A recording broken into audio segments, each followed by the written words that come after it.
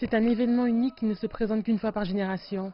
Tandis que la pluie s'abattait sur le somptueux palais impérial de Tokyo, vêtu d'une tenue traditionnelle couleur orange brûlé et la tête surmontée d'une coiffe, tout comme son père il y a près de 30 ans, le nouvel empereur Naruhito du Japon s'est engagé à remplir ses obligations de symbole de l'État. Ayant hérité précédemment du trône en vertu de la Constitution et de la loi sur la maison impériale, à l'adresse du pays et du monde, je proclame mon intronisation.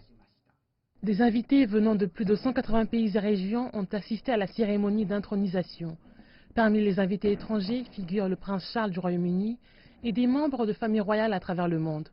Le premier ministre japonais Shinzo Abe a prononcé un discours de félicitations. J'ai respectueusement communiqué, à l'intérieur comme à l'extérieur, l'intronisation de Sa Majesté l'Empereur. Il est le premier empereur du Japon à être né après la Seconde Guerre mondiale. L'empereur Naruhito a officiellement assumé ses fonctions royales le 1er mai dernier, au lendemain de l'annonce de l'abdication de son père, qui est devenu le premier monarque japonais à céder son trône depuis plus de 200 ans. Plus tard dans la journée, l'empereur et sa femme l'impératrice Masako assisteront au principal événement de la journée qui se tiendra dans la salle des peintres du palais impérial.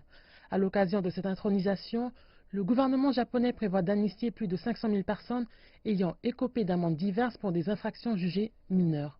Le grand-père de Naruhito, Hirohito, autrefois traité comme un dieu, avait renoncé à son statut divin après la défaite du Japon en 1945. Aujourd'hui, l'empereur a un rôle cérémonial et n'a aucune autorité politique.